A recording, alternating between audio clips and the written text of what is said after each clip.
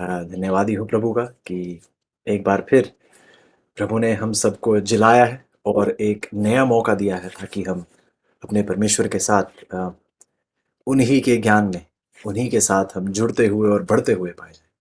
आइए एक बार फिर अपने सरों को झुकाएंगे और प्रार्थना के साथ बाइबल के अध्ययन में जाएंगे। प्यारे प्रभु, धन्यवादी हैं प्रभु इस नई सुबह के लिए, इस नए सफर के लिए, और खास तौर से इस महीने जिस विषय पर हम अध्ययन कर रहे हैं प्रभु, धन्यवादी हैं क्योंकि प्रभु ये विषय बहुत ही ज़्यादा गहरा है और अनंत काल भी काफ़ी नहीं होगा इस विषय की गहराई तक जाने में, इसको बेहतर देखने में, क्योंकि प्रभु इस हफ्ते हम आप के बारे में पढ़ रहे हैं और हमने देखा है प्रभु कल भी अपनी पढ़ाई की शुरुआत में कि बाइबल बार बार हमें उत्साहित करती है, एक प्रेरणा देती है कि परमेश्वर को जानना बहुत ही ज़्यादा ज़रूरी है। तो प्रभु, हमें हमारी विनती है आज आपसे कि जब हम एक बार फिर बाइबल की गहराइयों में जाएं और एक अध्याय से लेके दूसरे अध्याय और एक आयत से दूसरे आयत तक जब हम जाएं, ये हमारी गुजारिश है प्रभु कि हम आपको बेहतर देख सकें, आपको बेहतर पहचान सकें, और प्रभु हम वहीं तक जाएं प्रभु जहां तक आपका कलाम हमें लेकर जाता है, और प्रभु हम उससे आगे अपने विचारों को ना बढ़ाएं। हम कुछ ऐसी चीज़ों के बारे में ना चर्चा करें जो आपके वचन में लिखी ही नहीं। विनती करते हैं प्रभु की मजबूत नींव, एक सच्ची नींव हो। कल हमने प्रभु जी ये भी देखा कि एक नींव थोड़ी सी खुदाई कर कर नहीं बनती है, एक नींव एक गहराई से खोद कर तब एक नींव रखी जाती है। विनती करते हैं प्रभु कि ये नींव हमारी और गहरी जाए जब हम और गहराई से परमेश्वर के वचन में जाएं। विनती करते हैं प्रभु कि आप कृपया करके हमारे दिलों को पाक साफ करें। ये हमारी विनती है कि आप हमें पवित्र करें, हर पाप के कलंक से जुदा करें, ताकि प्रभु हम आपको महिमा देने के योग्य बन पाए, ताकि हम आपको पहचान सकें आपके वचनों के द्वारा, ताकि आपके चरित्र को पहचान कर आपके चरित्र को इस दुनिया के सामने प्रदर्शित कर पाए। विनती हमारी प्रभु कि हम आपको बेहतर समझ पाए, ताकि आपके साथ एक गहरा रिश्ता जुड़ सके। विनती है मेरी प्रभु हर अजीज के लिए जो दूर दराज से हमारे साथ जुड़े हैं, जिस किसी भी मुश्किल, संकट, समस्या या परेशानी से वह जूझ रहे हो, मेरी गुजारिश है प्रभु कि कोई भी बोझ, कोई भी तनाव उनका ध्यान इस समय आपसे जुदा ना करे। हर बोझ, हर संकट, हर परेशानी, हर जंजीर को तोड़कर मेरी विनती है प्रभु कि आप अपने लोगों को अपने समीप लाएं, ताकि वह आपको बेहतर देख पाएं और एक उत्साह, एक साहस उनमें जाग उठे, यह जानकर कि उनका प्रभु परमेश्वर सदैव उनके साथ है। धन्यवाद हैं एक बार फिर प्रभु आपकी अगुवाई के लिए, आपकी मौजूदगी के लिए, आपके पवित्र आत्मा की प्रेरणा के लिए और उस सामर्थ्य के लिए। एक बार फिर विनती करते हैं प्रभु कि आप हमारी अगुवाई कर कर हमें अपने बारे में बेहतर सिखाएं, क्योंकि ये सारी आशीष है प्रभु जी, हम अपने आप से नहीं, अपनी ताकत और अपनी पवित्रता में नहीं, बल्कि ये सब कुछ हम आपके प्यारे बेटे प्रभु यीशु के नाम से मांगते हैं। आमीन। आमीन। आप सभी का एक बार फिर स्वागत है। परमेश्वर के बहुत ही धन्यवादी हैं कि उन्होंने हमें एक नया मौका दिया है इस नए सफ़र में आगे बढ़ने का और अपने प्रभु को बेहतर जानने का। मैंने कल आपसे गुजारिश की थी और आज उसी गुजारिश को एक बार फिर दोहराऊंगा और शायद इस हफ्ते दोहराता रहूंगा कि ये विषय जिसके बारे में हम इस हफ्ते चर्चा करेंगे, शायद इससे अहम अजीजों कोई विषय नहीं है, और इसलिए शायद ये एक ऐसा विषय है जिस पर बहुत ही झूठी सीख भी दी जाती है, और यही एक ऐसा विषय है जिस पर शैतान का बहुत ही ज़्यादा बहुत ही ज़्यादा ज़ोर से उसका वार जो है इस विषय पर है। उसकी लड़ाई परमेश्वर से है और इसलिए हम देखते हैं कि बार-बार वह बार-बार ऐसे वार करता है प्रभु पर, प्रभु की समझ पर, ताकि परमेश्वर के लोग, जैसा हम कल पढ़ रहे थे, ताकि परमेश्वर के लोगों पर उस सुसमाचार का प्रकाश, उस सुसमाचार का की रोशनी जो है वह लोगों तक ना पहुंच पाए, तो वह एक पर्दा रखता है।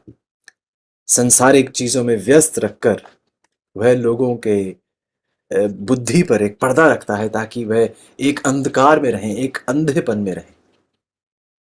और हम परमेश्वर के धन्यवादी हैं कि हम जब परमेश्वर के वचन में बने रहते हैं, जब हम परमेश्वर पर अपना ध्यान बनाए रखते हैं, तो प्रभु हमें उस अंधकार से, उस अंधेपन से बचाने के योग्य है। आज खास तौर से, जैसा मैंने कल भी आपसे कहा, कि क्योंकि ये कितना अहम विषय है, मेरी विनती आपसे ही रहेगी कि इस हफ्ते यदि आप पिछले हमारी सभाओं में प्रार्थना करते आए हैं, तो इन सभाओं के लिए खास तौर से आप और भी ज़्यादा प्रार्थना में जुड़ें। अम, कई कुछ उसकी वजहें हैं। पहली बात तो ये, जैसे मैंने पहले कहा, कि एक ऐसा विषय है जो बहुत गंभीर है और शैतान का इस पर वार है, क्योंकि वह नहीं चाहता परमेश्वर के लोग परमेश्वर को बेहतर जान पाएं। और साथ ही साथ अजीजों, क्योंकि ये बहुत एक गहरा विषय है, बहुत ही गंभीर विषय है, हम बाइबल की बहुत गहराई में जाएंगे। और मेरी यही दरख्वास्त रहेगी परमेश्वर से कि परमेश्वर सामर्थ्य दें, ताकि हम इस बहुत ही गहरे विषय को बहुत सरलता से हम समझ पाएं, और उसी के साथ साथ बहुत स्पष्टता से हम उसे समझ पाएं, कि कोई आशंका ना रह जाए। और जैसा मैंने कल आपसे कहा था कि परमेश्वर के विषय में कुछ सवाल हैं जिनका हमारे पास जवाब नहीं है, और मैं कोशिश नहीं करूंगा उन सवालों का जवाब देने की भी। यदि ऐसा कोई सवाल उठेगा तो उस सवाल की जवाब देने की भी मैं कोशिश नहीं करूंगा, क्योंकि अजीजों, हमें, क्योंकि हम परमेश्वर के बारे में बात कर रहे हैं, हम उसी हद तक जा सकते हैं जिस हद तक परमेश्वर ने अपने बारे में अपने वचन में स्पष्ट किया है। उससे आगे जाना परमेश्वर की तौहीन होगा, परमेश्वर की निंदा करना होगा, क्योंकि यदि हमें पता ही नहीं है और हम अपनी कल्पना से ही कुछ बातें करना शुरू कर दें परमेश्वर के बारे में, तो यह बिल्कुल भी सही नहीं होगा। तो इसलिए आप प्रार्थना कीजिएगा कि हम प्रभु के बारे में बेहतर जान सकें, जैसा उनके वचन में स्पष्ट किया गया है। तो खास तौर से इस हफ्ते मेरी आपसे गुजारिश है कि ज़्यादा से ज़्यादा प्रार्थना करें इन सभाओं के लिए, ताकि प्रभु स्वयं हमसे बातचीत कर सकें और इन सच्चाइयों को हमारे सामने स्पष्ट करें। तो आइएगा एक बार फिर प्रार्थना करके आगे बढ़ेंगे। आइए प्रार्थना करेंगे। प्यारे परमेश्वर, धन्यवादी हैं प्रभु इस महान आशीष के लिए। तो हमारी विनती है कि आप हमें मनुष्यता की कल्पना से, अपनी ही बातों से आप हमें बचाएं, और हमें आप अपनी अगुवाई में, अपनी पवित्र आत्मा की अगुवाई के द्वारा अपने बारे में उन गहरी सच्चाइयों को प्रकट करें प्रभु, जिनकी आज हमें बहुत ज़रूरत है। एक बार फिर प्रभु जी धन्यवाद ही हैं, और विनती करते हैं कि सदा के लिए आप ही की प्रशंसा की जाए, क्योंकि ये सब कुछ हम आपके प्यारे बेटे प्रभु यीशु के नाम से मांगते हैं। आमीन। कल हम अजीजों गौर कर रहे थे कि परमेश्वर को जानना कितना जरूरी है। हमने देखा कि पाप पाप की वजह से हमारे और परमेश्वर के स्वभाव में, चरित्र में एक ऐसी जुदाई पैदा हो गई है, जिसकी वजह से ये लाजमी हो जाता है कि परमेश्वर के लोग समय बिताएं। अब बाइबल का अध्ययन करना, प्रार्थना, उपासना, उसका एक गहरा मकसद है कि हम उस परमेश्वर को जान पाएं जिससे हम इतना अलग हो गए हैं, जिसके चरित्र से हम बिल्कुल भी अब गहराई से वाकिफ नहीं है। तो बाइबल का अध्ययन और प्रार्थना और परमेश्वर के साथ उसके करीब आना एक बहुत अहम मकसद है, और वो ये है कि हम अपने परमेश्वर को बेहतरी से देख पाए, उस परमेश्वर को जान पाए जिससे हम इतना जुदा हो चुके हैं, जिससे हम इतना दूर जा चुके हैं। और प्रभु चाहते हैं कि हम ज्यादा से ज्यादा समय बिताकर अपने परमेश्वर को बेहतरी से जानकर दूसरों को भी बताने वाले बन सके कि हमारा सच्चा परमेश्वर कौन है। इन्हीं बातों को और आगे बढ़ाते हुए परमेश्वर को जानने की अहमियत के बारे में मेरे साथ आइएगा आप दानियल की किताब उसका 11 अध्याय। दानियल की किताब 11 में बहुत ही बढ़िया तरीके से ये सच्चाई हमारे सामने स्पष्ट की जाती है। दानियल की किताब और उसका 11 अध्याय, और मैं चाहूंगा आप मेरे साथ उसकी 32 ऐड देखें। दानियल की 11 की 32। दानियल 11:32, दानियल की 11 की 32 कहती है, और जो दुष्ट होकर उस वाचा को तोड़ेंगे उनको वह चिकनी चुपड़ी बातें कह कहकर भक्तिहीन कर देगा, परंतु जो लोग अपने परमेश्वर का ज्ञान रखेंगे वह हियाव बांधकर बड़े काम करेंगे। आपने ध्यान से सुना कि जो दुष्ट होकर वाचा को तोड़ेंगे उन्हें तो शैतानी ताकत के द्वारा उन्हें भक्तिहीन कर दिया जाएगा, परंतु जो लोग अपने परमेश्वर का ज्ञान रखेंगे, जो अपने परमेश्वर को जानते हैं, उसके साथ एक करीबी रिश्ते में जुड़े हुए हैं, वह हियाव बांधकर।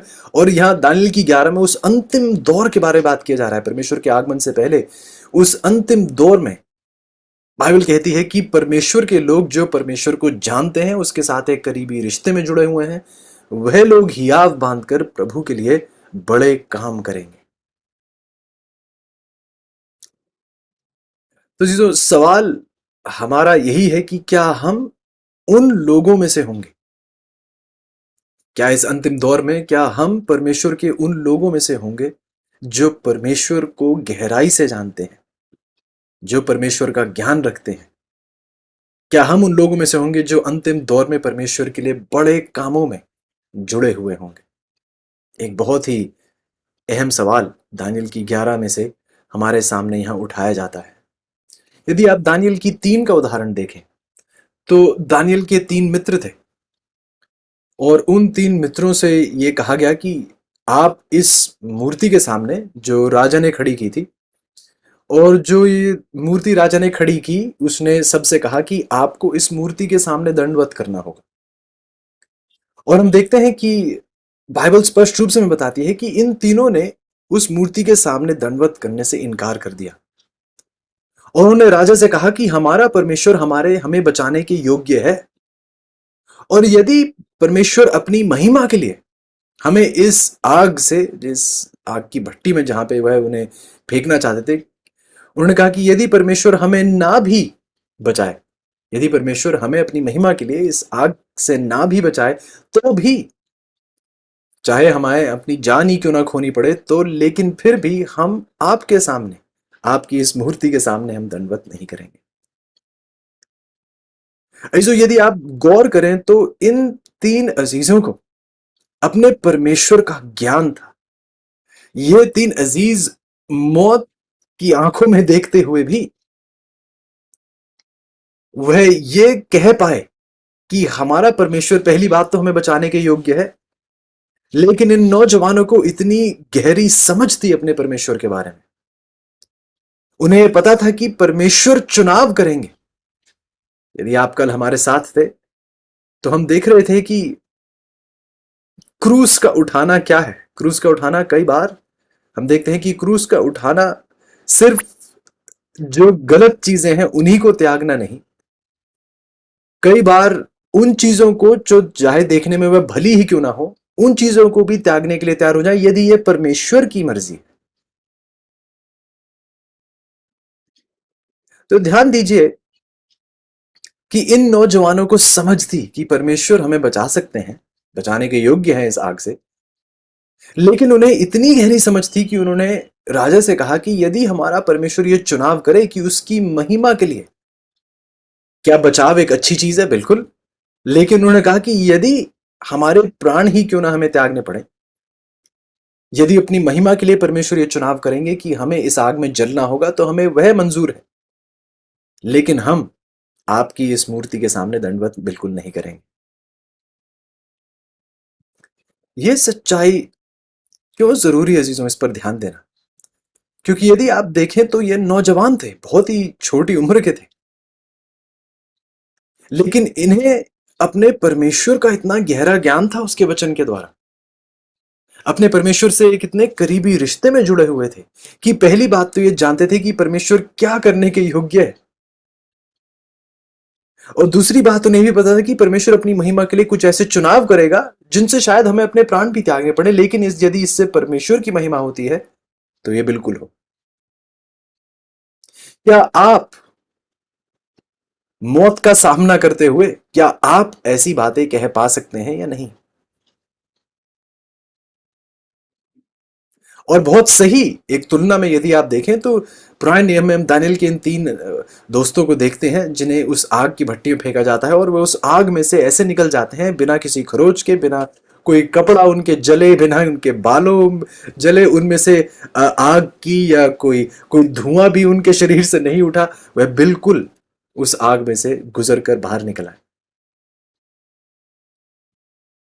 और शायद कई मसीही लोग इसी बात का उदाहरण देकर कहते हैं कि हाँ, जब परमेश्वर के लोग सताए जाएंगे तो ठीक इसी प्रकार वह जैसे आग में से दानियल के मित्र निकल आए थे, वह भी ऐसे निकल आएंगे। लेकिन कई अजीज भूल जाते हैं, कई अजीज ये बात भूल जाते हैं कि नए नियम में यदि आप देखें तो यूहन्ना, जिसने प्रभु यीशु को बपतिस्मा दिया था, यूहन्ना का सर काट दिया गया था। यूहन्ना का सर काट दिया गया था क्योंकि वह सच्चाई पर दृढ़ रहा, उसने सच्चाई के साथ कोई समझौता नहीं किया। तो सवाल उठता है अजीजों की, एक जगह लोग आग में से गुजर कर निकल जाते हैं और दूसरी जगह एक ऐसा व्यक्ति है जिसका सर काट दिया जाता है सच्चाई के लिए। तो ऐसा क्यों है कि हम हमेशा यही उदाहरण देते हैं कि हम जैसे आग में से निकल गए तो हम भी निकल जाएंगे? हम यूहन्ना का उदाहरण क्यों भूल जाते हैं कि कई बीते कल में कई हमारे अजीज हैं जिन्हें अपने प्राण तक त्यागने पड़े हैं, जिन्हें अपनी जान तक देनी पड़ी है क्योंकि वह सच्चाई पर दृढ़ खड़े रहे। तो आइए अजीजों, हम अपनी जान की बचाव में ना रहें, हम सच्चाई की बढ़ोतरी की ओर अपना ध्यान रखें। हमारा प्रयास अपनी जान बचाना नहीं, हमारा प्रयास हमेशा सच्चाई पर दृढ़ खड़ा रहना रहे, फिर चाहे हम जिए, फिर चाहे हम मरे। क्योंकि जो परमेश्वर हमारा जीवन दाता है, ये दुनिया चाहे हमें हमें क्रूज पर चढ़ा दे या गोली मार दे या आग में जला दे, जिस परमेश्वर ने हमें रचा है वह हमें दोबारा जान देने, दोबारा जीवन देने के योग्य है। तो आइए चीजें, आप और मैं अपने जान की बचाव का प्रयास ना करें, हम सच्चाई पर दृढ़ रहने का प्रयास करें। फिर चाहे जो कुछ भी हमें सहना पड़े, हम परमेश्वर की सच्चाई पर ही दृढ़ खड़े रहें। भजन संहिता की 42 में दाऊद कुछ शब्द कहते हैं जो मैं कहूंगा कि बहुत अजीब शब्द हैं। बताता हूं क्यों। मेरे साथ खोलिएगा भजन संहिता उसकी 42 की 1, Psalm 42 वर्स 1। भजन संहिता की 42 की 1। दाऊद कहते हैं कि जैसे हरणी नदी के जल के लिए हाँपती है, वैसे ही हे परमेश्वर मैं तेरे लिए हाँपता हूं। आप कहेंगे कि आपको अजीब क्यों लगता है ये? अजीब इसलिए लगता है क्योंकि जो जब मैं ये आयत पढ़ता हूं तो मैं अपने आप से सवाल पूछता हूं, और मैं चाहता हूं आप अपने आप से सवाल पूछें कि जैसे एक हिरनी नदी के जल के लिए हाँपती है, प्यासी है और चाहती है, और हाँपते हुए चाहती है कि अभी के अभी उसे वह जल प्राप्त हो। दाऊद कहता है कि वैसे ही मैं भी तेरे लिए प्यासा हूं, हाँपता हूं। मेरा सवाल यह है कि क्या ये आपकी सच्चाई है? क्या आप सचमुच में ये कह सकते हैं अपने बारे में कि जैसे एक हिरनी जल के लिए प्यासी हाँपती रहती है कि मुझे अभी के अभी जल चाहिए, क्या आप परमेश्वर की भी इसी प्रकार प्यास रखते हैं? क्या आप परमेश्वर से इसी प्रकार प्रेम करते हैं? क्या आप इतने करीबीपन से परमेश्वर से जुड़ना चाहते हैं? क्या आप में भी ऐसी प्यास है या नहीं? कठिन सवाल है, लेकिन इसका सच्चा जवाब देना, ईमानदार एक जवाब देना बहुत जरूरी है व्यक्तिगत रूप से। क्या ये आपके जीवन की सच्चाई है या नहीं? परमेश्वर ने तो हमें बिल्कुल वायदा दिया है, मत्ती की 5 की 6। आइएगा मेरे साथ। मत्ती की 5:6 एक बार फिर बाइबल कहती है, मत्ती की 5:6, मैथ्यू 5:6, मैथ्यू 5:6 बाइबल कहती है, धन्य है वो जो धर्म के भूखे और प्यासे हैं, क्योंकि वह क्या किए जाएंगे, वह तृप्त किए जाएंगे। ये प्रभु का वायदा है कि यदि आप परमेश्वर की प्यास रखेंगे तो आपको तृप्त किया जाएगा। लेकिन सवाल है कि क्या आप ऐसी भूख और प्यास प्रभु के लिए रखते हैं या नहीं? पवित्रता के लिए क्या आपके जीवन में ऐसी भूख और प्यास है या नहीं? क्या आप उसे जानने का प्रयास करते हैं या नहीं? ये एक बहुत ही अहम सवाल अजीजों हमारे सामने उठाया जाता है। तो आइए आज इन बातों को समझते हुए कि प्रभु हमें पुकार रहे हैं कि हम उन्हें बेहतर जान पाए। हमने देखा प्रभु यीशु के अपने शब्द यूहन्ना की 5 में, जब वे फरीसियों से कहते हैं कि आप इन शास्त्रों में तो ढूंढते रहते हैं सोचते हुए कि इनमें जीवन है, लेकिन परमेश्वर के ये वचन आप मेरे बारे में जिक्र करते हैं, पूरा का पूरा वचन मेरे बारे में है और आप मेरे पास ही आने से इनकार करते हैं। तो जैसे मैंने कहा कि आपकी बाइबल का अध्ययन, आपकी आराधना उपासना व्यर्थ है यदि वह आराधना और उपासना आपको परमेश्वर के समीप नहीं ला रही है, परमेश्वर को बेहतर नहीं आपके सामने प्रकाशित कर रही है, तो वह व्यर्थ है। सदा जब हम बाइबल के अध्ययन में आए, आराधना उपासना में आए, सदा हमारा यह प्रयास रहे कि हम प्रभु को बेहतर जान पाए, उनकी सच्चाइयों को, उनके चरित्र को बेहतर समझने का प्रयास करें। तो जो इस हफ्ते हम इसी विषय पर चर्चा करने जा रहे हैं, ताकि हम जैसा वचन में स्पष्ट है वैसा हम अपने परमेश्वर को किस प्रकार बेहतर जान पाए। तो आइएगा शुरुआत करेंगे जीजों कुछ विचारों के साथ, जो विचार प्रभु के विषय में है। यदि आप हमारे यहूदी अजीजों को देखें, जुडाइज्म, जो धर्म जिस पर वह चलते हैं, जुडाइज्म में एक बहुत ही एक अहम विचार है, एक ऐसा विचार जिस पर थोड़ा ध्यान देने की हमें जरूरत है।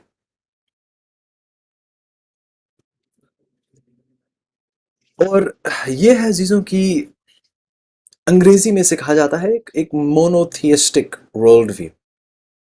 एक ऐसा विचार, एक ऐसी सीख कि परमेश्वर एक है।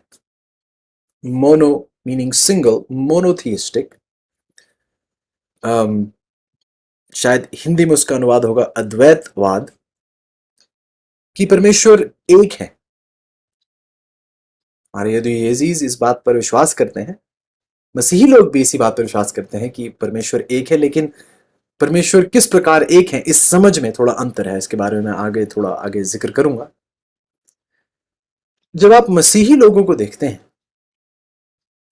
तो कलीसिया में भी, जब कलीसिया की स्थापना हुई परमेश्वर के चेलों के द्वारा, जब प्रभु यीशु के द्वारा, जब चेलों के साथ उस कलीसिया की स्थापना हुई और प्रभु यीशु स्वर्ग में उन्होंने प्रवेश किया अपनी मृत्यु के बाद, जब वह जी उठे और फिर स्वर्ग की ओर गए, तो उन शुरुआती मसीही लोगों को बहुत शायद मुश्किल भी हुई जब उन्हें यह समझाना पड़ा कि पिता, परमेश्वर पिता वह परमेश्वर है, प्रभु यीशु भी परमेश्वर है, और इन इन दो बातों को कहते हुए कि परमेश्वर पिता भी परमेश्वर है, प्रभु यीशु भी परमेश्वर है, इन दोनों को परमेश्वर कहते हुए और फिर यह भी कहते हुए कि परमेश्वर एक है,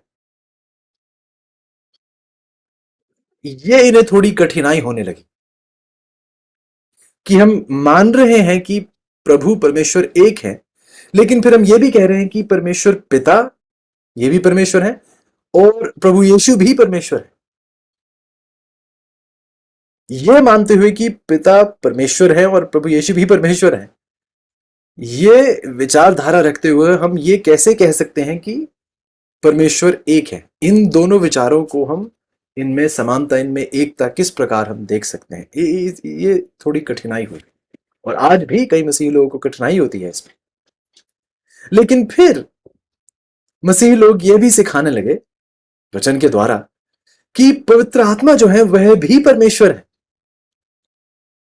कि पिता परमेश्वर, पिता वह परमेश्वर है। और फिर यह सिखाया गया कि प्रभु यीशु भी परमेश्वर है, और फिर यह सीख कि पवित्र आत्मा भी परमेश्वर है। ये तीनों को परमेश्वर कहा जाता है, लेकिन फिर यह भी कहा जाता है कि परमेश्वर एक है। इन विचारों में एकता कहां पर है? सवाल फिर उठाया जाता है कि क्या हमारा एक परमेश्वर है या तीन परमेश्वर है?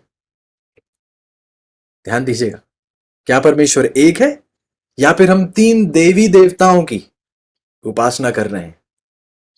और क्या ये परमेश्वर के वचन के विरोध में नहीं होगा कि यदि परमेश्वर का वचन कहता है कि प्रभु एक है? इसके बारे में भी हम एक आयत देखेंगे आगे बढ़कर। तो ये अजीजों एक एक एक अहम मुद्दा बन गया, एक अहम विषय बन गया। और क्योंकि कलीसिया के कुछ लोग इस सवाल से जूझ रहे थे, इसका सवाल नहीं प्राप्त कर पा रहे थे, तो जैसा मैंने शुरुआत में आपसे कहा कि वह अपनी ही कल्पना से, अपनी ही सोच विचारों के द्वारा कुछ बातें कहने लगे परमेश्वर के विषय में। कुछ चीजों पर वह विश्वास करने लगे जो परमेश्वर के वचन पर आधारित ही नहीं थी। कुछ ऐसी सीख जिनकी परमेश्वर के वचन में कोई नींव नहीं थी। और अजीजों, इसीलिए हमने कहा कि आपको खास तौर से प्रार्थना करना है कि हम भी उस झूठी सीख के भागीदार ना हो जाए। एक ऐसा समूह था जो ये सिखाने लगा कि प्रभु यीशु जो है एक आम मनुष्य की तरह थे। ये एक समूह है, ये ऐसा हम विश्वास नहीं कर रहे। मैं सिर्फ एक समूह जो था जो इस पर विश्वास करता, मैं उनके बारे में आपके सामने बताता हूं कि वह ये मानते थे कि प्रभु यीशु एक आम मनुष्य थे, लेकिन एक बहुत अद्भुत मनुष्य थे। और जब उनका बपतिस्मा हुआ तो उन्हें परमेश्वर का दर्जा दिया गया। ध्यान से सुनिए, उनका यह विश्वास था कि प्रभु यीशु एक आम मनुष्य थे, लेकिन एक बहुत ही अद्भुत मनुष्य थे, बहुत अनोखे मनुष्य थे। और जब उनका बपतिस्मा हुआ तो उन्हें उन्हें उस परमेश्वर का दर्जा दिया गया। जिसका मतलब कि ये कि जिसकी वजह से ये समस्या उठ खड़ी होती है, यदि आप इस बात पर विश्वास करें तो समस्या खड़ी होती है, जिससे ये समस्या खड़ी होगी कि जिसका मतलब ये हुआ कि प्रभु यीशु पूरे तरीके से परमेश्वर नहीं है, कि वह थोड़े से परमेश्वर है। अंग्रेजी में उसे कहेंगे he is a semi God. वह कुछ परमेश्वर है, पूरे तरीके से वह परमेश्वर नहीं है, क्योंकि सिर्फ आम मनुष्य थे और फिर उन्हें परमेश्वर का दर्जा दिया गया। तो ये बहुत सी मुसीबतें खड़ी कर देता है, बहुत सी आयतें इस विषय के बिल्कुल सीधे विरोध में रहेंगी। तो एक बार फिर हम देखते हैं कि इस सोच की नींव परमेश्वर के वचन में नहीं पाई जाती है। यह समूह जो था, इन्हें अंग्रेजी में एबियोनाइट्स कहा जाता था। एबियोनाइट्स ये एक समूह था जो ऐसी बात पर विश्वास करता था। एक और समूह आ खड़ा हुआ जिन्हें सिबेलियनिस्ट्स कहा गया, और इनके विचार को सिबेलियनिज्म कहा गया। यह समूह यह सिखा रहा था कि परमेश्वर एक व्यक्ति है, एक शख्सियत है। ध्यान से सुनिए कि परमेश्वर एक शख्सियत है, लेकिन वह अपने आप को तीन तरीकों से, तीन जरियों में वह अपने आप को प्रकाशित करता है। व्यक्ति वह एक ही है, और शायद कुछ मसीही लोग आज इस बात पर विश्वास भी करते हैं कि परमेश्वर एक व्यक्ति है, लेकिन वह अपने आप को तीन तरीकों से अपने आप को प्रकाशित करता है, वह तीन जरियों से अपने आप को प्रकाशित करता है।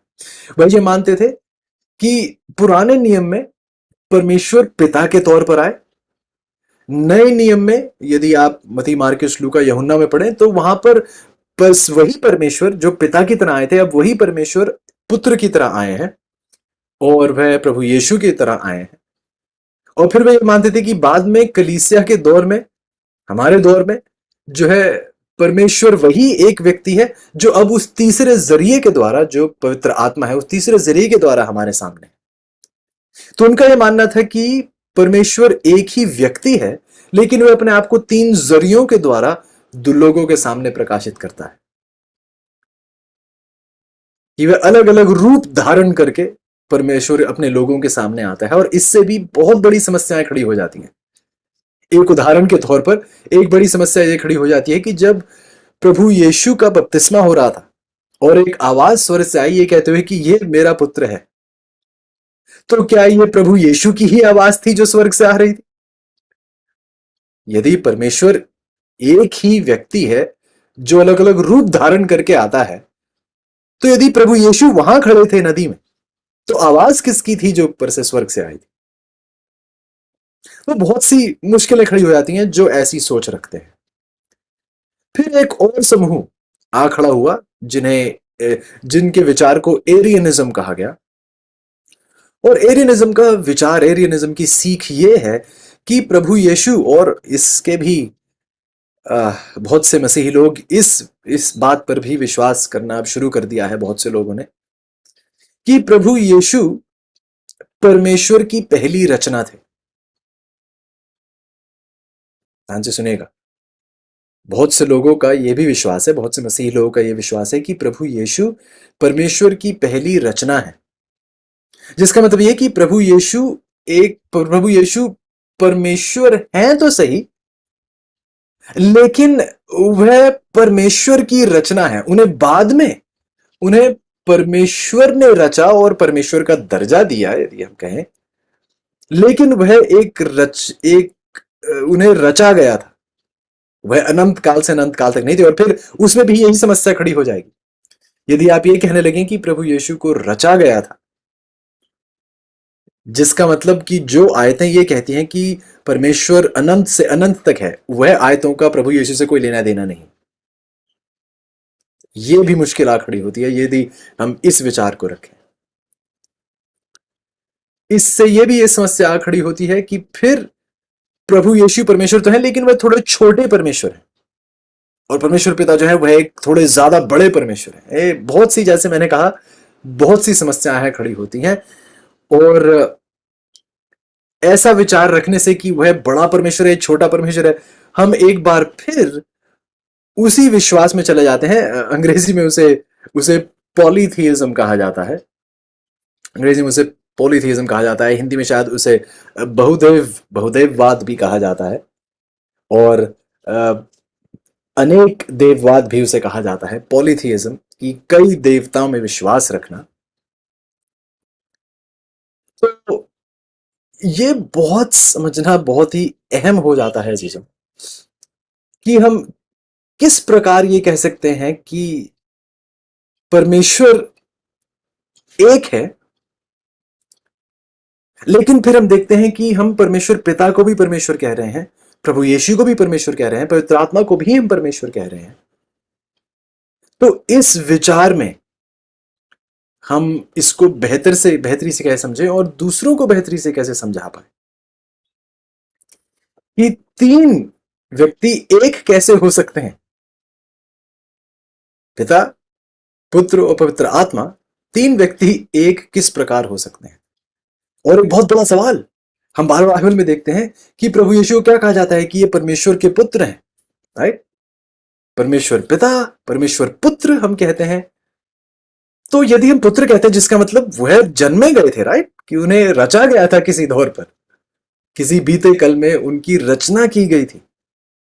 इसके बारे में भी इस हफ्ते हम जिक्र करेंगे, और ये बहुत अहम विषय है। जैसे मैंने कहा कि ये बहुत गंभीर विषय है और इनको गहराई से समझना बहुत जरूरी है। और मेरी आपसे विनती रहेगी कि आप बिल्कुल भी एक पल के लिए भी अपना ध्यान इधर कहीं ना बटने दें, प्रार्थना में लगे रहें, ताकि ये विषय में आपको स्पष्टता धारण हो। तो हम कोशिश करेंगे जी, जो हमारे यहाँ ये प्रयास रहेगा कि हम तीन पड़ाव लेंगे। पहले हम देखेंगे कि उन आयतों को देखेंगे जो ये बताते हैं कि परमेश्वर एक है। फिर हम ये भी पढ़ेंगे कि परमेश्वर एक से भी ज्यादा है। कुछ आयतें ये भी बताती है कि परमेश्वर एक ही नहीं है, एक से भी ज्यादा है। और फिर हम तीसरे पड़ाव में देखेंगे कि ये इन दोनों आयतों को जोड़कर, जो आयतें कहती है कि परमेश्वर एक है, और जो आयतें ये भी कहती है कि परमेश्वर अनेक हैं। यदि मुझे कह रही है, जब मैं अनेक शब्द का इस्तेमाल कर, बहुत ध्यान से मैं इस शब्द का इस्तेमाल करना चाहता हूं, जिसका मतलब यह नहीं कि हम अनेक देवताओं की पूजा करने हैं। जिसमें जो आयतें हमें बल्कि ये बताती हैं कि परमेश्वर एक है, लेकिन हम देखते हैं कि परमेश्वर, हम तीन व्यक्तियों को भी देखते हैं जिन्हें हम परमेश्वर का नाम देते हैं। तो आइए हम उन आयतों को जोड़कर देखेंगे, क्या ये आयतें एक दूसरे से सहमत नहीं है या फिर एक बहुत ही सुनहरी सच्चाई हमारे सामने पेश की जा रही है। एक बहुत ही अहम, जैसे मैंने कहा, हमारे यहूदी अजीजों का ये एक बहुत अहम आयत है उनके लिए ये। और ये आयत पाई जाती है व्यवस्था विवरण की किताब, उसके 6ठे अध्याय और उसकी 4थी आयत में। व्यवस्था विवरण की किताब है, उसका 6ठा अध्याय और उसकी 4थी आयत। व्यवस्था विवरण की 6 की 4, देखिए बाइबल क्या कहती है। व्यवस्था विवरण की 6 की 4, Deuteronomy 6:4, Deuteronomy 6 verse 4, बाइबल कहती है, हे इस्राएल सुन, यहोवा हमारा परमेश्वर है, यहोवा एक ही है। और यदि आप किसी यहूदी अजीज से मिलेंगे तो उनके लिए ये एक बहुत ही अहम, बहुत ही एक महान, उनके लिए ये एक आयत है कि यहोवा हमारा परमेश्वर एक ही है। तो यहां देखिए बाइबल स्पष्ट रूप से बताती है कि परमेश्वर क्या है, कि यहोवा एक ही है। और भी आयतें हैं जो इसका जिक्र करती हैं, जैसे मेरे साथ जाएगा आप यशाया की 44 में। यशाया की 44 में, यशाया की किताब, और हम बहुत आयतें देखने वाले हैं, तो आप कृपया तैयार रहिएगा। यदि आपके पास अपनी नोटबुक है, आप नोट्स ले रहे हैं, तो कृपया करके लीजिएगा। यदि आप उस आयत तक जल्दी से नहीं पहुंच पाते तो लिख लीजिए, ताकि आप बाद में उसे पढ़ भी सकें। बहुत कुछ यहाँ पे हमें पढ़ने की ज़रूरत है। यशाया की 44, आइज़ाया 44 और उसकी 8 देखिएगा मेरे साथ। यशाया की 44 की 8, आइज़ाया 44 वर्स 8, बाइबल कहती है, मत डरो और ना भयमान हो, क्या मैंने प्राचीन काल से, क्या मैंने प्राचीन काल ही से ये बातें तुम्हें नहीं सुनाई और तुम पर प्रकट नहीं की? तुम मेरे साक्षी हो, क्या मुझे छोड़ कोई और परमेश्वर है? नहीं, मुझे छोड़ कोई चट्टान नहीं, मैं किसी और को नहीं जानता। यहाँ बाइबल एक बार फिर, व्यवस्था विवरण में हम देखते हैं कि परमेश्वर एक है। यहाँ एक बार फिर बाइबल कहती है कि परमेश्वर के शब्द हैं कि मुझे छोड़ और कोई परमेश्वर नहीं है। अगले अध्याय में जाइएगा, यशाया की 45 में देखिएगा मेरे साथ। यशाया की 45 की 21 और 22, आइज़ाया 45, 21, 22, यशाया की 45 की 21 और 22, बाइबल कहती है, तुम प्रचार करो और उनको लाओ, हाँ वह आपस में सम्मति करें। किसने प्राचीन काल से यह प्रकट किया? किसने प्राचीन काल में इसकी सूचना पहले ही से दी? क्या मैं यहोवा ही, क्या मैं यहोवा ही ने यह नहीं किया? इसलिए मुझे छोड़ कोई और दूसरा परमेश्वर नहीं है, धर्मी और उद्धार करता ईश्वर मुझे छोड़ और कोई नहीं है। हे पृथ्वी के दूर दूर के देश के रहने वालों, तुम मेरी ओर फिरो और उद्धार पाओ, क्योंकि मैं ही ईश्वर हूं और दूसरा कोई नहीं। मैं ही ईश्वर हूं और दूसरा कोई नहीं है। तो आप देखते हैं कि बाइबल बहुत स्पष्ट रूप से हमें बार बार इस बात का ध्यान दिलाती है कि परमेश्वर क्या है, परमेश्वर एक ही है। आइए नए नियम में भी इस सच्चाई को देखने की कोशिश करते हैं, उसे खोजने की कोशिश करते हैं कि क्या नया नियम भी इसी बात पर विश्वास करता है। मरकुस की 12 में आइएगा मेरे साथ। मरकुस की 12 और उसकी 28 देखेंगे। मरकुस की 12 की 28, मार्क 12:28, मरकुस की 18 की, मरकुस की 12 की 28, मार्क 12:28, मरकुस की 12 की 28, बाइबल कहती है, और शास्त्रियों में से एक ने आकर उन्हें विवाद करते सुना, और जानकर कि उसने उन्हें अच्छी रीति से उत्तर दिया, उससे पूछा, सबसे मुख्य आज्ञा कौन सी है? मरकुस की 12 की 28, 29 में लिखा है, यीशु ने उसे उत्तर दिया, सब आज्ञाओं में से यह मुख्य है, हे इस्राएल सुन, प्रभु हमारा परमेश्वर क्या है? एक ही प्रभु है। तो देखिए कि प्रभु यीशु का अपना यह जवाब है कि प्रभु हमारा परमेश्वर क्या है? एक ही प्रभु है। 32 आयत यदि आप देखें इसी में, मरकुस की 12 की 32, शास्त्री ने उससे कहा, हे गुरु, बहुत ठीक, तूने सच कहा कि वह एक ही है और उसे छोड़ और कोई नहीं, कि परमेश्वर एक ही है और उसे छोड़ और कोई भी परमेश्वर नहीं है। तो हम देखते हैं चीजों की मरकुस में भी, नए नियम में भी इसी बात पर एक जोर डाला जाता है कि परमेश्वर एक ही है। अब आइएगा मेरे साथ इन आयतों को देखते हुए जो कहते हैं कि परमेश्वर एक ही है। अब आइए हम उन आयतों पर भी गौर करें जो कहती है कि परमेश्वर को एक से भी ज्यादा। हम देखते हैं कि इसे समझना बहुत जरूरी है।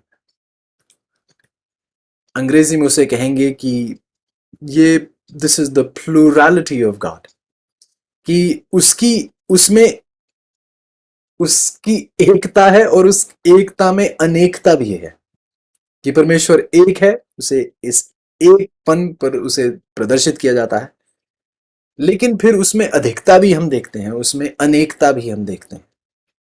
तो आइए इन विचारों को समझने की कोशिश करते हैं। शुरुआत करेंगे उत्पत्ति की किताब से, और उत्पत्ति से ही हम देखेंगे कि बाइबल किस प्रकार इन चीजों का वर्णन करती है। यदि आप पहली आयत से ही देखें तो बाइबल कहती है आदि में, उत्पत्ति की एक जेनेसिस 1:1 बाइबल कहती है कि आदि में परमेश्वर ने आकाश और पृथ्वी की सृष्टि की। यदि आप आगे देखें तो तीसरी आयत कहती है तब परमेश्वर ने कहा। चौथी आयत कहती है परमेश्वर ने उजाले को देखा। पांचवी आयत कहती है परमेश्वर ने उजाले को दिन और अंधियारे को रात कहा। तो हम देखते हैं कि यहां परमेश्वर को प्रकाशित किया जाता है, और जब हम परमेश्वर को देखते हैं तो देखते हैं कि हाँ, ये परमेश्वर है, ये एक है, बार बार ये कह रहा है, ये रच रहा है, तो ये एक परमेश्वर है। और व्यवतावरण की 6:4 सही कहती है कि परमेश्वर एक ही है। लेकिन फिर हम एक आयत पढ़ते हैं पहले ही अध्याय में, लेकिन 26 आयत जब आप पढ़ें, उत्पत्ति की 1:26, तो एक और नया विचार हमारे सामने पेश किया जाता है बाइबल में, और यह पहले अध्याय से ही स्पष्ट कर दिया जाता है। उत्पत्ति की 1:26 में आप देखते हैं, जेनेसिस 1:26, फिर परमेश्वर ने कहा, हम मनुष्य को अपने स्वरूप के अनुसार अपनी समानता में बनाएं। यह अब एक अनोखा विचार आ पहुंचता है। अब तक हम देख रहे थे कि परमेश्वर एक है, वह रच रहा है, कह रहा है, लेकिन अब 26 में बाइबल कहती है कि हम मनुष्य को अपने स्वरूप के अनुसार अपनी समानता में बनाएं। कुछ लोगों का ये आयत पढ़कर ये कहना है, और कुछ लोग इस बात पर बहुत विश्वास भी करते हैं, कि जब बाइबल यहां कहती है कि हम मनुष्य को, तो जैसे हिंदी हिंदी में बोलने वाले लोग शायद इसको बेहतर समझते हैं, अंग्रेजी में इसकी समझ इतनी स्पष्टता से नहीं है जैसे हिंदी में इस चीज की स्पष्टता है। क्या आपने कई बार देखा है कि लोग एक ही व्यक्ति अपने बारे में बात करते हुए अपने आप को वह हम कहकर संबोधित करते हैं? क्या आपने गौर किया है? और कहते हैं कि ये एक एक थोड़ा आदर से बोलने का तरीका है, एक इज्जत से बोलने का तरीका है। व्यक्ति अपने बारे में ही बात करते हुए कहता है कि हाँ, हम आज जाने वाले, और ये एक कहते हैं कि ये एक शाही तरीका है बोलने का। आप हिंदी से मेरे से ज्यादा शायद अच्छे से वाकिफ हैं, और आप जानते हैं कि कई बार एक ही व्यक्ति अपने बारे में बात करते हुए कहेगा कि हाँ, आज हम ये करने की सोच रहे हैं, या आज हम ऐसा करने की सोच रहे हैं, या आज हम वहां जाने की कोशिश कर रहे हैं। व्यक्ति अपने बारे में ही बात करते हुए जब बात करता है तो कहता है कि अपने आप को हम कहकर संबोधित करता है। तो हिंदी में जैसे मैंने कहा कि यह बेहतर समझ पाएंगे कि जब बाइबल यहां कहती कि हम मनुष्य को अपने स्वरूप के अनुसार अपनी समानताएं बनाएंगे, तो बहुत से लोगों का यह मानना है कि ये एक ही व्यक्ति है जो कहता, जो अपने आप को हम कहकर बहुत शाही तरीके से अपने आप को संबोधित कर रहा है।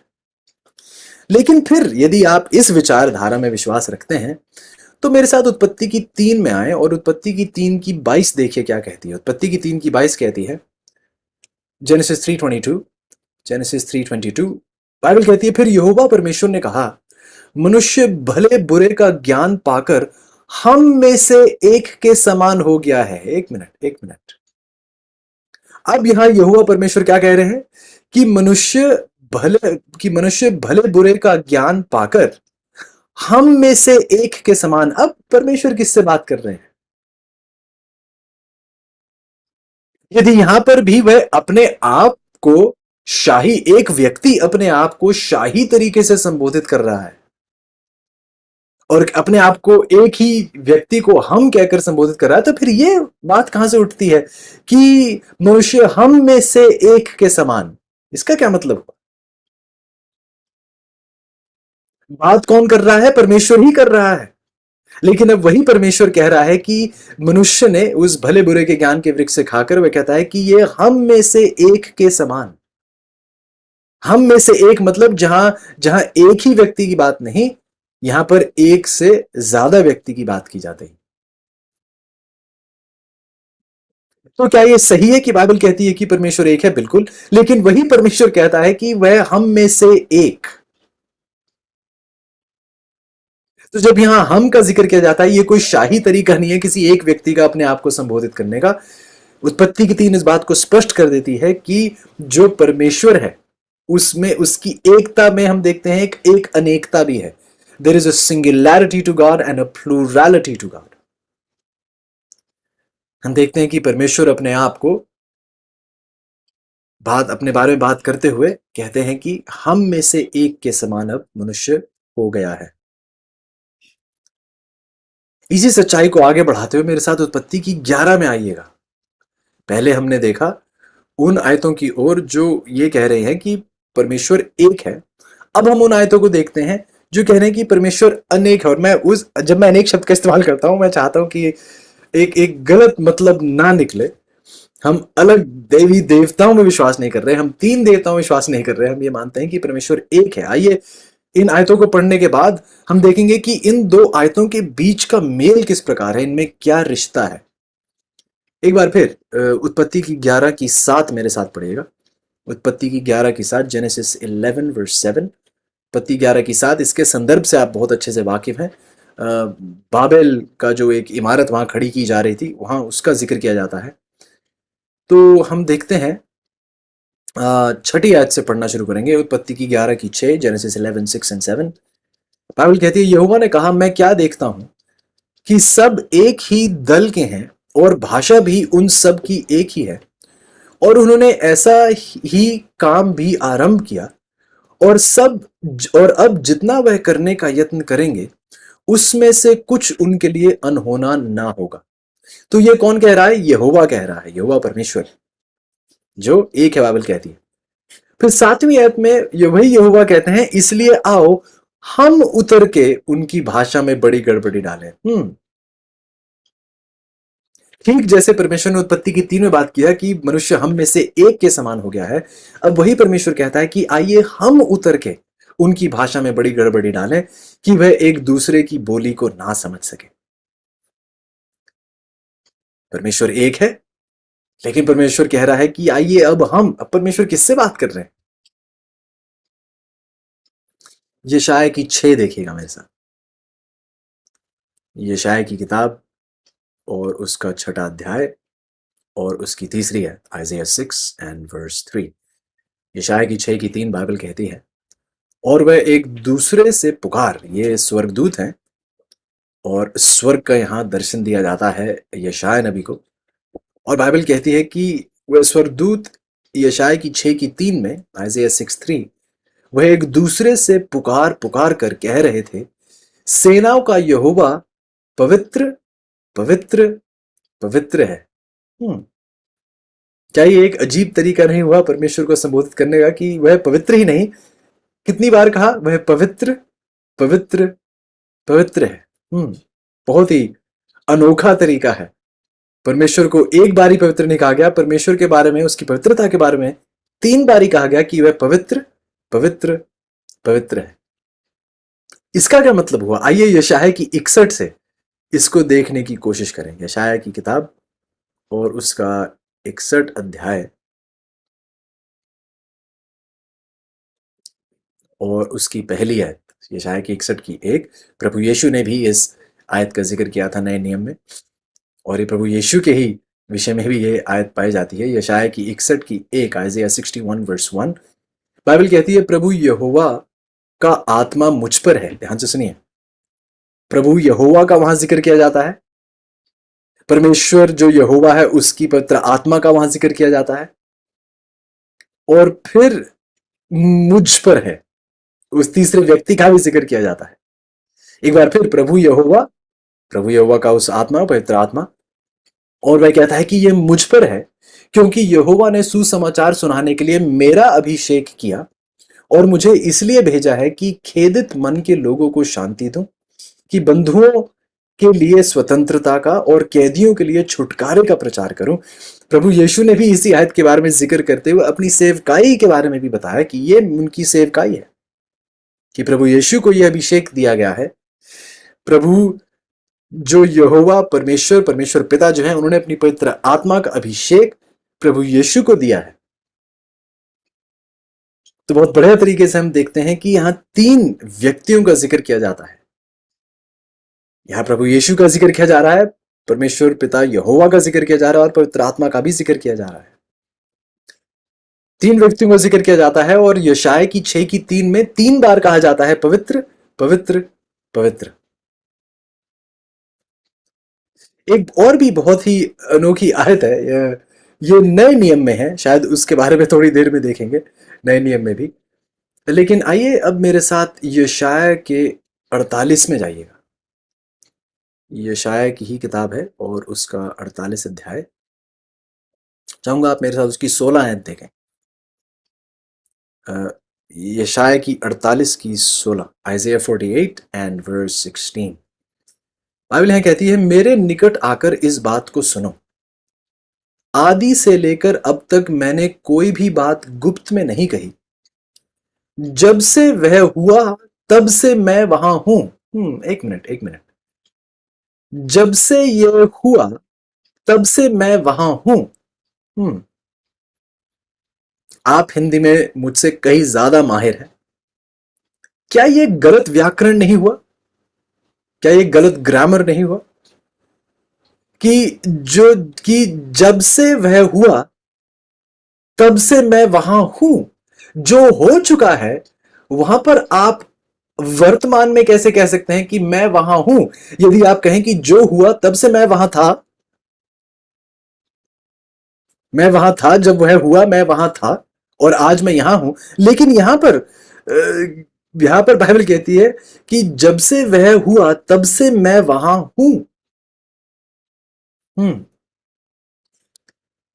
और आगे 16 आयत कहती है, और अब प्रभु यहोवा ने और उसकी आत्मा ने मुझे भेज दिया है। ओ, एक बार फिर 3 व्यक्तियों का जिक्र किया जाता है और बात बहुत स्पष्ट हो जाती है कि प्रभु यहोवा बहुत स्पष्ट रूप से वहां पेश किया जा है, परमेश्वर पिता, उसकी पवित्र आत्मा, उसके बारे में बहुत स्पष्ट रूप से हमें यहां समझ में आती है। लेकिन उस तीसरे व्यक्ति के बारे में जो कह रहा है कि जब से वह हुआ तब से मैं वहां हूं, वर्तमान में देखते हुए, बल्कि वर्तमान में खड़े हुए, बीते काल को देखते हुए वह कह रहा है कि जब से वह हुआ मैं वहां हूं।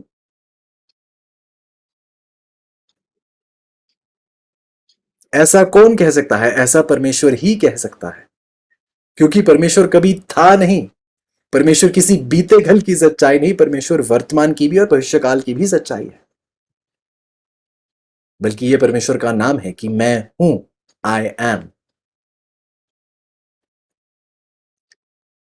तो हम देखते हैं कि प्रभु यीशु का यहां बात करते हुए प्रभु यहोवा परमेश्वर पिता, उनका पवित्र आत्मा, और जो ये कह रहा है कि मैं वहां हूं, बीते काल को देखते हुए कहता है कि मैं वहां हूं, ये प्रभु यीशु हैं।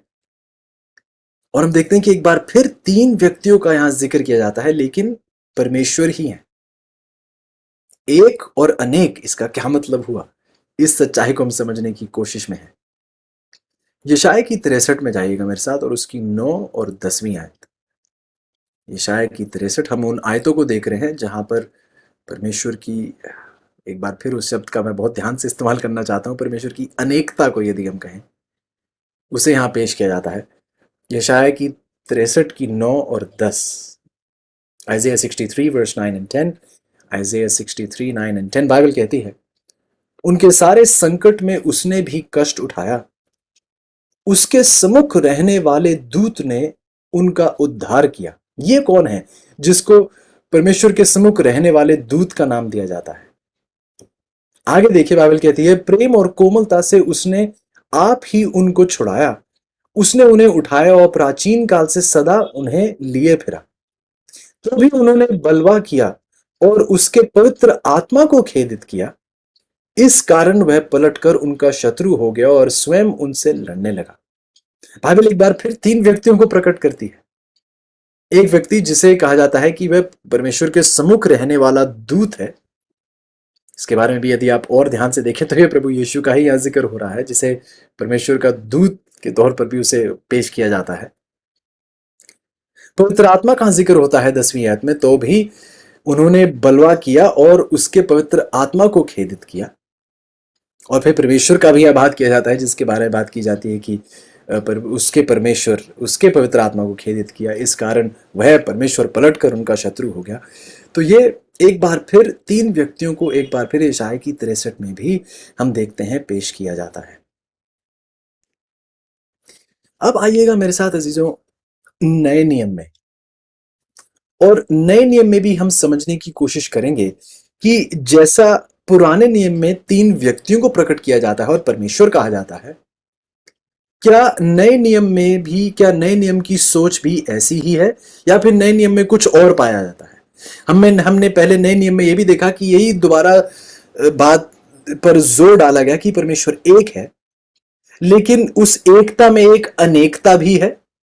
इस बात की सच्चाई हमने पुराने नियम में हमने अभी देखी, और नए नियम भी इसी बात से सहमत है या नहीं। आइए इसके बारे में हम देखने की शुरुआत करते हैं मत्ती की किताब से, मत्ती का 3रा अध्याय और उसकी 16 और 17 आयत। Matthew chapter 3 verse 16 and 17। मत्ती की 3 की 16 और 17, मैथ्यू 3 16 17। बाइबल कहती है, और यीशु बपतिस्मा लेकर तुरंत पानी में से ऊपर आए, और देखो उसके लिए आकाश खुल गया, और उसने परमेश्वर के आत्मा को कबूतर की नाई उतरते और अपने ऊपर आते देखा। और देखो वह आकाशवाणी हुई कि यह मेरा प्रिय पुत्र है, जिससे मैं अत्यंत प्रसन्न हूं। यह एक ऐसा वाक्य है जो हम नए नियम में देखते हैं प्रभु यीशु के बपतिस्मे पर, कि प्रभु यीशु वहां खड़े हैं, परमेश्वर का आत्मा एक कबूतर की नाई उतरता है, और जो परमेश्वर पिता है उनकी आवाज स्वर्ग से आती है, ये कहते हुए कि ये मेरा प्रिय पुत्र है, जिससे मैं अत्यंत प्रसन्न हूं।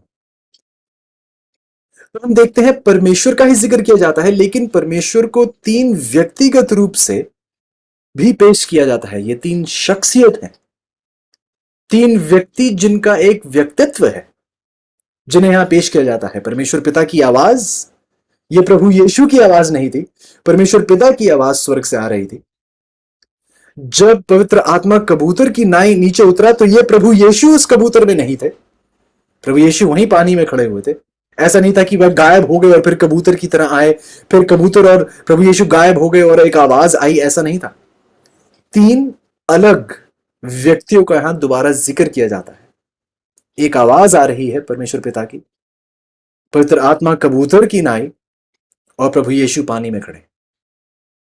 उम्मीद करता हूं कि आप इस बात को स्पष्टता से देख रहे हैं। अब आइएगा मेरे साथ यूहन्ना की 14 की 16। यूहन्ना उसका 14 अध्याय और उसकी 16 आयत। John 14 verse 16। जॉन 14 16। यूहन्ना की 14 की 16 बाइबल कहती है, और मैं पिता से विनती करूंगा, प्रभु यीशु के शब्द हैं, वे कह रहे हैं कि मैं पिता से विनती करूंगा और वह तुम्हें एक और सहायक देगा, कि वह सर्वदा तुम्हारे साथ रहे। अब प्रभु यीशु के ये अपने शब्द हैं, और वे कहते हैं कि मैं पिता से विनती करूंगा। लेकिन यदि परमेश्वर एक ही है, तो फिर प्रभु यीशु किससे विनती कर रहे हैं? क्या वह अपने आप से विनती कर रहे हैं? नहीं, वह बहुत स्पष्टता से उस एकता में उस अनेकता का यहां दोबारा जिक्र किया जाता है कि प्रभु यीशु कहते हैं कि मैं पिता से विनती करूंगा कि वह तुम्हें एक और सहायक।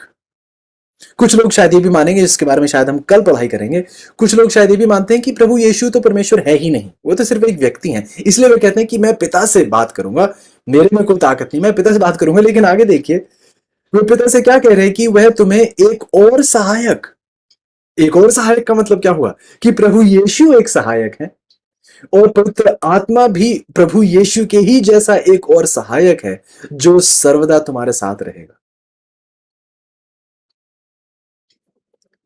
तो यदि आप गौर करें तो एक बार फिर यहां परमेश्वर पिता का जिक्र किया जाता है।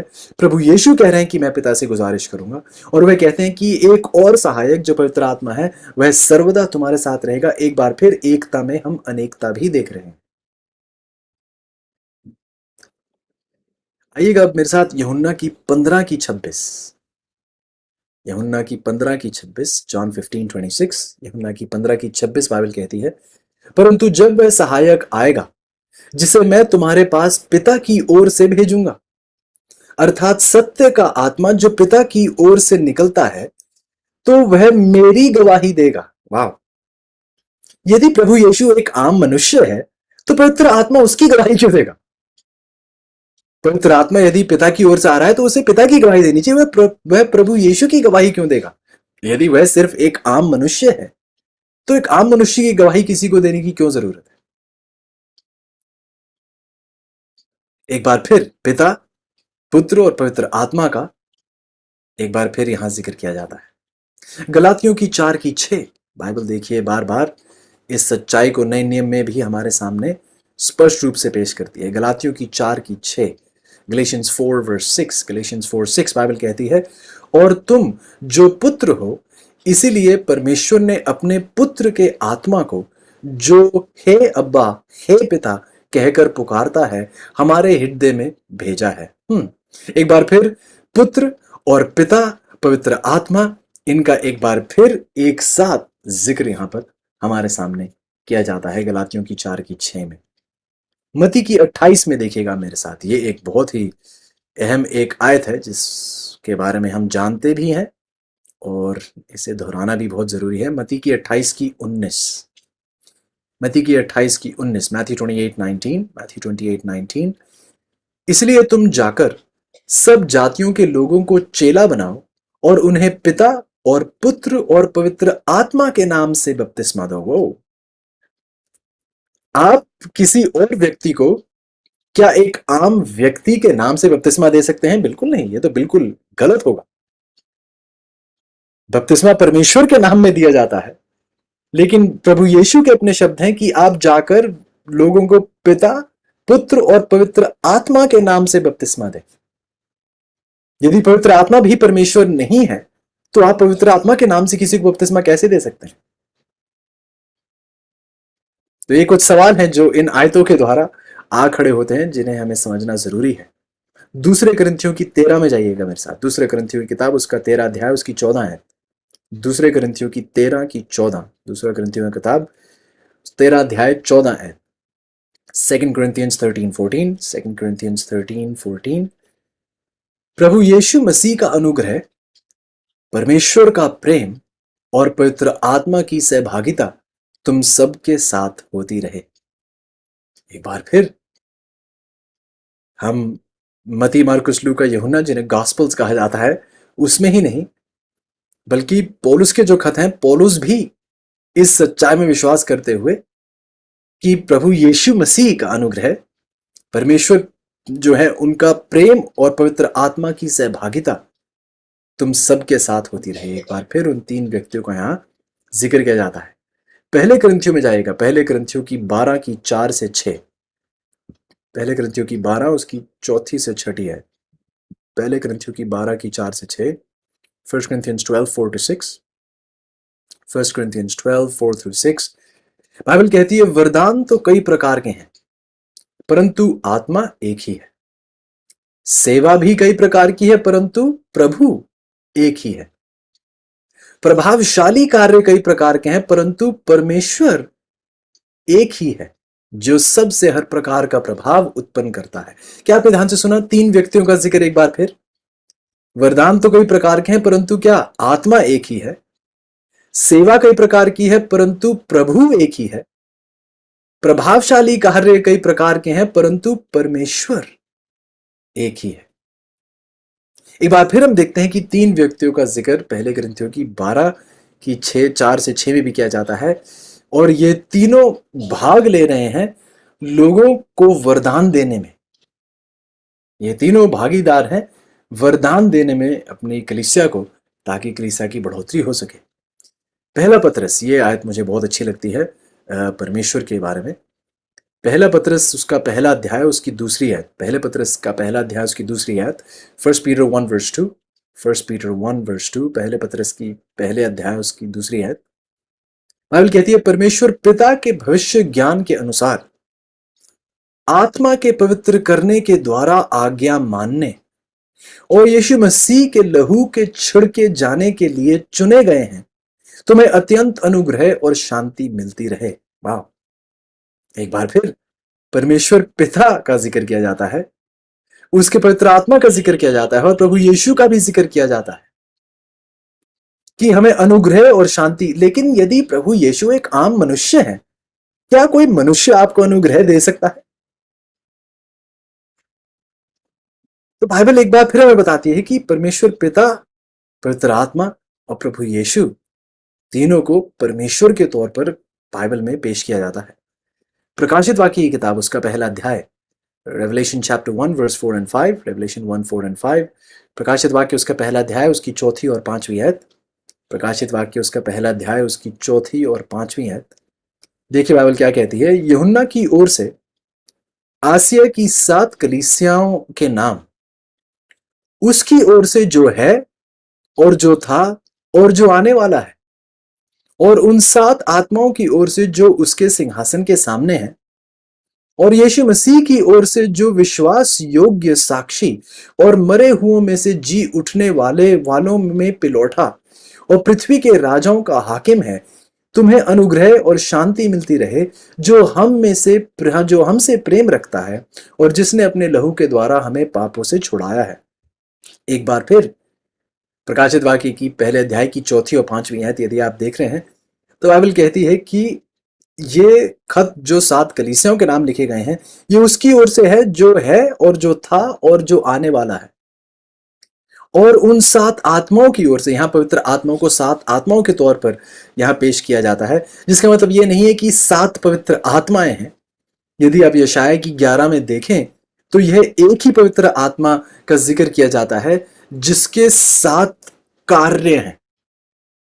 आइए उसकी समझने की उसे कोशिश करेंगे। मेरे साथ जाएगा यशाया की 11 में, और देखिएगा कि नहीं, यहाँ 7 आत्माएं क्यों कहा जाता है, क्योंकि बाइबल में और कहीं हम यह नहीं देखते हैं कि प्रभु की इस 7 पवित्र आत्माएं हैं। तो इसका मतलब क्या होगा? यदि आप मेरे साथ यशाया की 11 में जाएं, तो देखिए बाइबल क्या कहती है।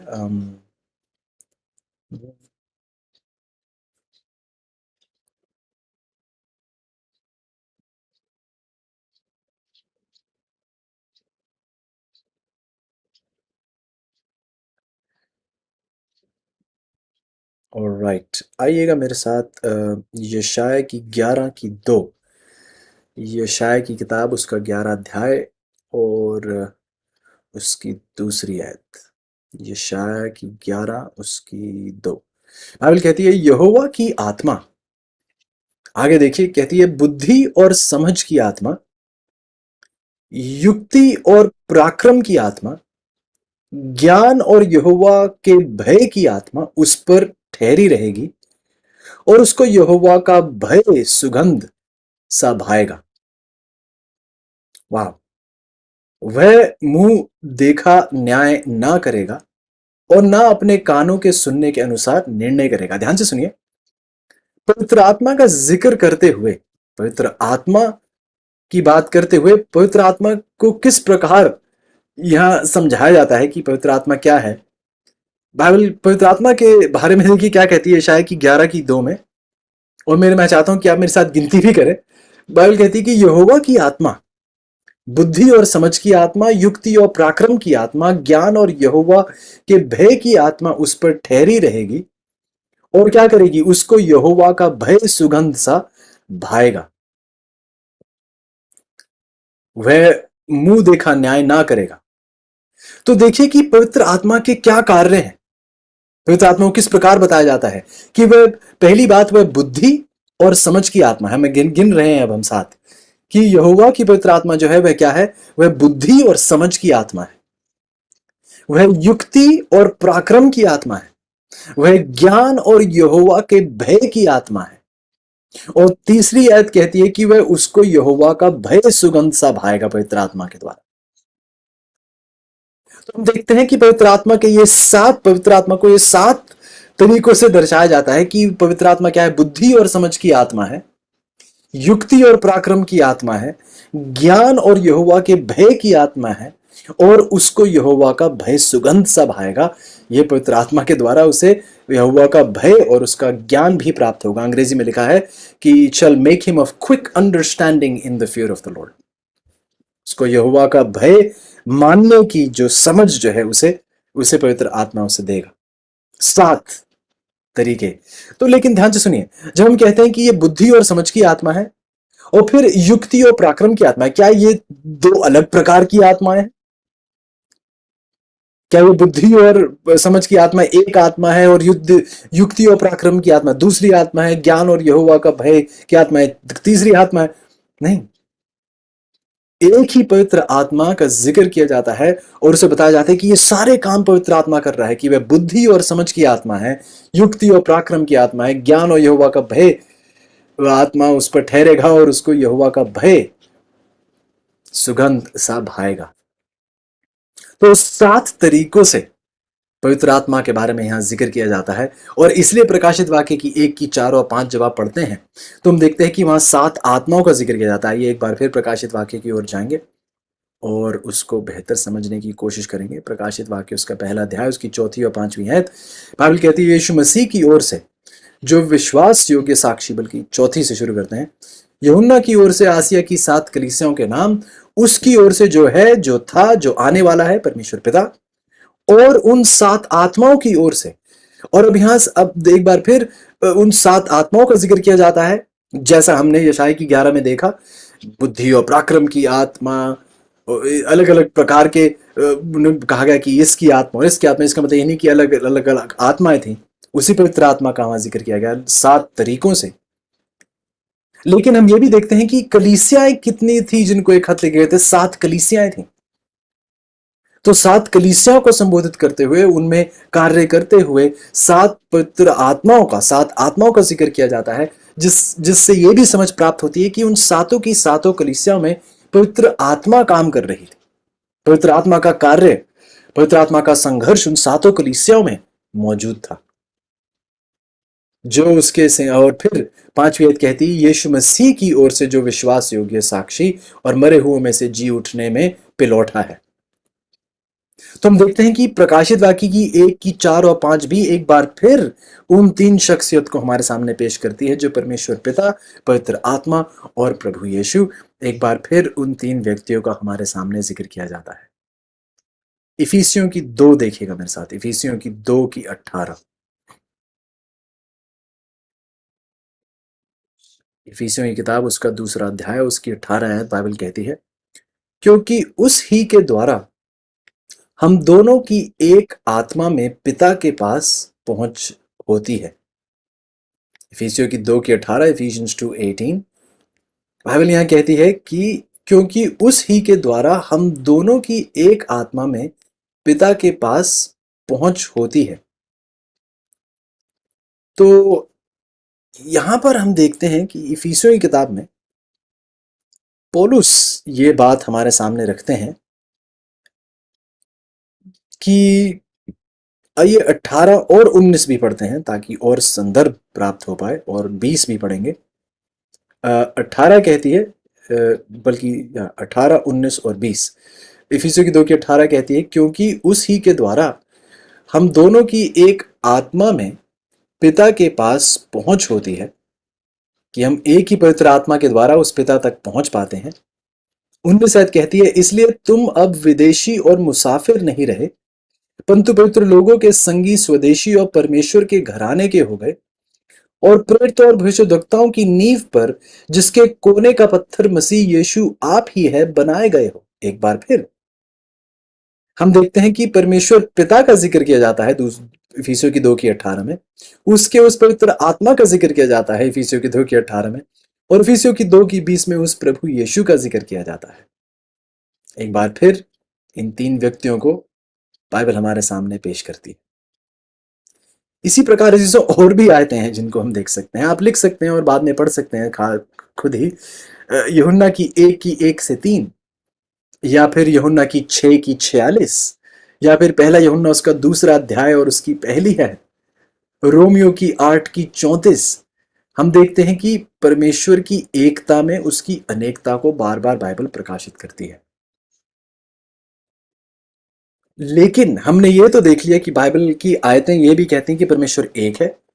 फिर बाइबल की कुछ आयतें हैं जो ये भी बताती हैं कि प्रभु अनेक है, वह 3 व्यक्तियों के तौर पर उन्हें पेश किया जाता है। इसका मतलब क्या हुआ? आइए अब इसको समझने के लिए अंत में कुछ मिनट और लगाएंगे और उसके साथ समाप्त करेंगे। अब इन 2 प्रकार की आयतों में मेल क्या है, इनका संबंध क्या है, इनका रिश्ता क्या है? क्या ये एक एक दूसरे के विरोध में खड़ी होती हैं ये आयतें, या फिर इनमें एक करीबी रिश्ता है? आइए इसके लिए हम उस आयत की ओर जाएंगे जहां से हमने शुरुआत भी की थी, व्यवस्था विवरण की 6:4। व्यवस्था विवरण की किताब, उसका 6वां अध्याय, उसकी 4th आयत, ड्यूटोनॉमी 6:4। ड्यूटोनॉमी 6:4 बाइबल कहती है, हे इस्राएल सुन, यहोवा हमारा परमेश्वर है, यहोवा एक ही है। ध्यान से सुनेगा। व्यवस्था विवरण की 6:4 कहती है कि यहोवा कितना है? यहोवा एक ही है। लेकिन फिर हम देखते हैं उत्पत्ति की 2 में, उत्पत्ति की 2 और उसकी 24। यहां देखिए प्रभु यीशु क्या कहते हैं। उत्पत्ति की 2:24, जेनेसिस 2:24 बाइबल कहती है, इस कारण पुरुष अपने माता पिता को छोड़कर अपनी पत्नी से मिला रहेगा और वह क्या हो जाएंगे? एक तन बने रहेंगे। जिस शब्द का यहां हिंदी में अनुवाद किया गया है एक, इब्रानी भाषा में वह शब्द है एखाद, और वही एखाद शब्द का इस्तेमाल किया जाता है व्यवस्था विवरण की 6:4 में कि परमेश्वर कैसा है? परमेश्वर एक ही है। और उसी शब्द का अनुवाद यहां पर भी एक में किया जाता है, उत्पत्ति की 2:24 में भी, जहां एक लिखा है वो शब्द वही इब्रानी शब्द है जिसके द्वारा परमेश्वर ने अपना वर्णन किया कि परमेश्वर एक है।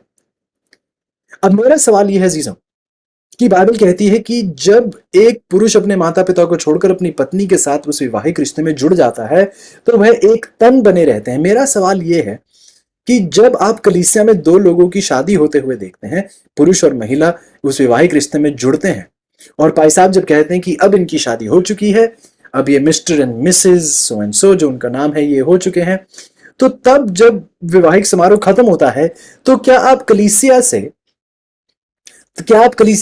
एक व्यक्ति को बाहर निकलते हुए देखते हैं या 2 व्यक्तियों को बाहर निकलते हुए देखते हैं? क्या अब पुरुष महिला में जा बसे हैं उनके तन में, या फिर महिला पुरुष के तन में जा बसी हैं? तो क्या अब आप एक ही तन देखते हैं? क्या आप एक ही व्यक्ति देखते हैं या फिर 2 व्यक्तियों को देखते हैं? लेकिन बाइबल कहती है, परमेश्वर के शब्द हैं कि अब ये क्या हो चुके हैं? ये एक तन हो चुके हैं। जब जब प्रभु कहते हैं कि वह एक तन हो चुके हैं तो क्या इसका मतलब यह है कि वह एक व्यक्ति बन चुके हैं, या फिर प्रभु ये कह रहे हैं, क्योंकि हमने तो कभी नहीं देखा कि वैवाहिक समारोह के बाद अब एक ही व्यक्ति बाहर निकलता हुआ दिखाई दे रहा है। नहीं, हम देखते हैं कि पति और पत्नी 2 व्यक्ति हैं जिनके अपने व्यक्तित्व हैं, लेकिन वह अब बाइबल कहती है कि वैवाहिक रिश्ते में अब वह एक तन हो चुके हैं।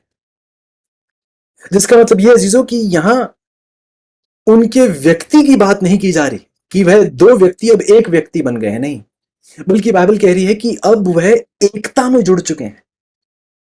अब वह एक साथ जुड़कर अब वह एक हो चुके हैं, व्यक्तित्व में नहीं और व्यक्ति के तौर पर नहीं, बल्कि अपने विचारों में, अपनी भावनाओं में, अपने तौर तरीके में अब वह एक, अब उनमें एक एकता आ गई है।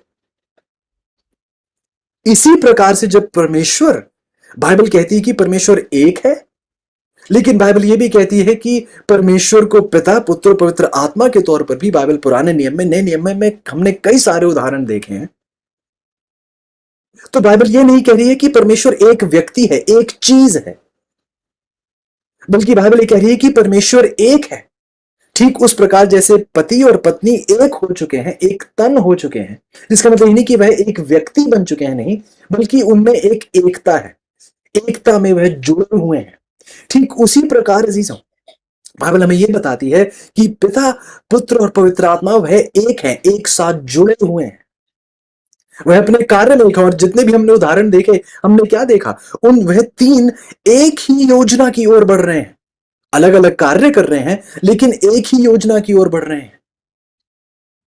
और यह बहुत बहुत ही सुनहरी सच्चाई है कि वह तीन व्यक्ति हैं, लेकिन वह एक है, जिसका मतलब कि वह एक शरीर नहीं है।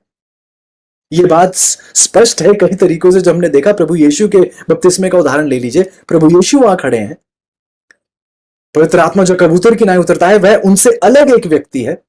आवाज जो स्वर्ग से आती है परमेश्वर पिता की, वह एक अलग व्यक्ति है। तो तीन अलग शख्सियत, लेकिन वह एक है। उनमें एक एकता है, एक मेल जोल है, एक मिलाप है।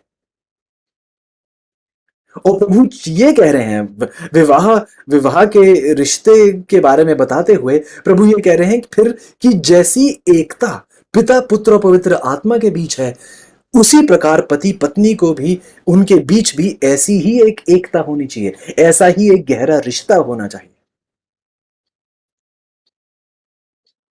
बहुत जरूरी है चीजों इसका समझना। गलातियों की 3:28 इसी एकता के विषय में बाइबल भी हमें बताती है।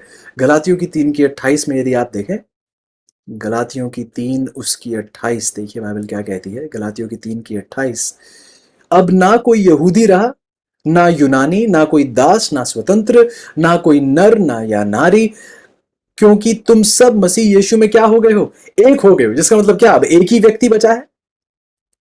गलातियों की 3:28, गलेशियंस 3:28, गलेशियंस 3:28, गलातियों की 3:28, ना कोई यहूदी, ना यूनानी, ना दास, ना स्वतंत्र, ना नर, ना नारी, क्योंकि तुम सब मसीह यीशु में क्या हो गए हो, एक हो गए हो। जिसका मतलब क्या, अब एक ही व्यक्ति बचा है।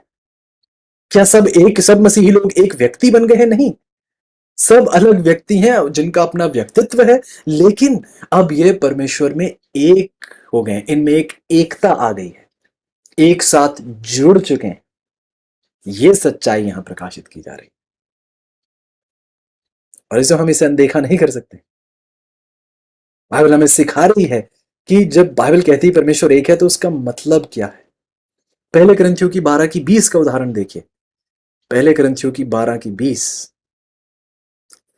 पहले करंथियों की 12:20 बाइबल देखिए क्या कहती है। परंतु अब अंग तो बहुत हैं, परंतु देह एक ही है। हाँ, समझ में आया। परंतु अंग तो बहुत हैं। पहले करंथियों की 12:20, फर्स्ट करंथियंस 12:20, फर्स्ट करंथियंस 12:20 बाइबल कहती है अंग तो बहुत हैं।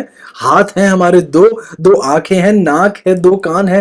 अंग तो बहुत हैं, लेकिन शरीर कैसा है, एक ही है। क्योंकि हाथ, कान, नाक, ये सब एकता में एक दूसरे के साथ काम कर रहे हैं।